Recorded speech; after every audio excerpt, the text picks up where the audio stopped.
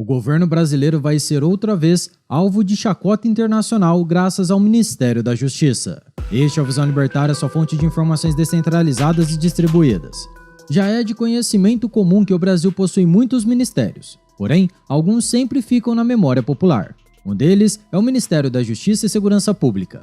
Isso porque esse ministério é marcado por sempre precisar resolver a falta de segurança nas ruas. Não é preciso nem dizer que nos mais de 200 anos desde sua fundação, ele foi incapaz de minimizar o problema da segurança pública. Além disso, é curioso que justamente no aniversário da independência do Brasil, o Ministério volte a destacar nas capas de jornais pelo país. E por quê? Foi por causa do desgoverno atual que permitiu que a esposa do líder do Comando Vermelho do Amazonas se encontrasse com os assessores de Flávio Dino. Essa mulher é casada com alguém conhecido como criminoso número 1 da região, de altíssima periculosidade. Aparentemente isso não é um problema para quem cuida do acesso ao prédio.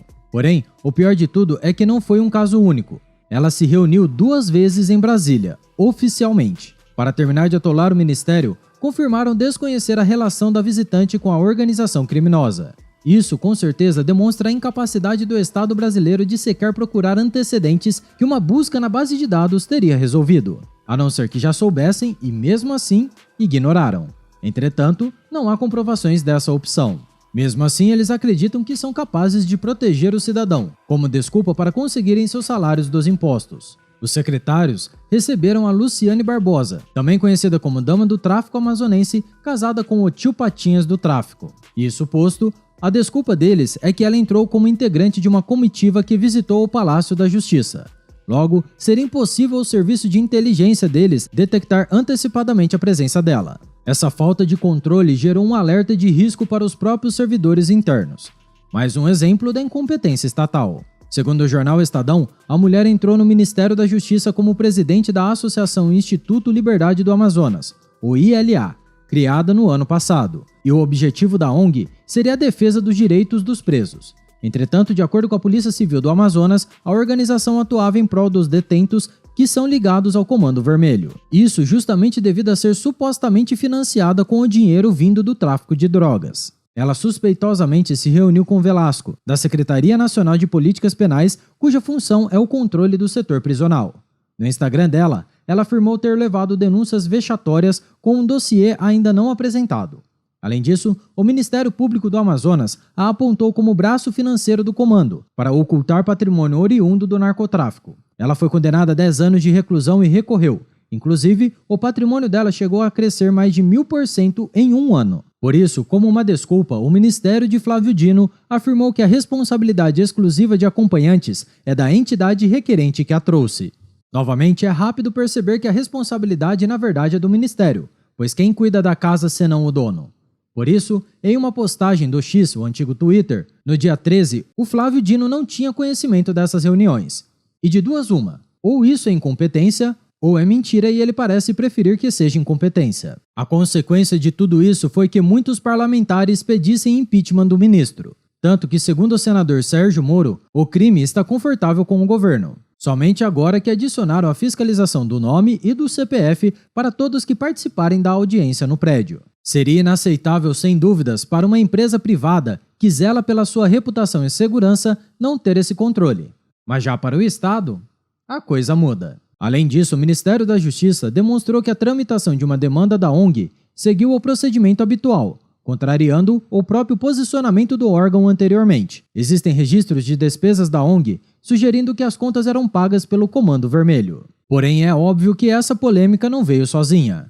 O Ministério dos Direitos Humanos, que geralmente atua em favor dos amigos, confirmou haver pago uma das viagens da dama do tráfico. E como não poderia ser diferente, o Lula apareceu para defender o seu ministro comunista, Flávio Dino, 2 dias após o começo da bagunça. O petista de 9 dedos condenou as fake news sobre o recebimento da visita pelo ministro. Lula sequer comentou sobre o envolvimento do Comando Vermelho, apenas defendeu as ações do ministro. E para proteger o chefe, um dos seus secretários assumiu a responsabilidade convenientemente sobre o assunto. O Molusco também se omitiu sobre o prosseguimento e demandas mudadas nas regras de visitação e outros problemas que o caso trouxe à tona. Portanto, mais uma vez, o Estado mostrou sua incompetência absoluta. Claro, eles estão tentando mudar o foco popular. Então o PT voltou a defender uma nova divisão do ministério após o fracasso do atual. Como não poderia ser diferente, o Estado abraça todas as chances para se expandir. Agora, os membros da instituição desejam a separação de funções, por estarem em xeque as obrigações específicas do órgão. Apesar dessa briga interna, o Ministério Público e o Tribunal de Contas da União pediram a abertura de uma investigação sobre esses encontros suspeitos. A preocupação do desvio de finalidade do Ministério, apesar de ser esperado, apenas nos mostra que justiça e segurança não são sua verdadeira prioridade, porque não importa a razão.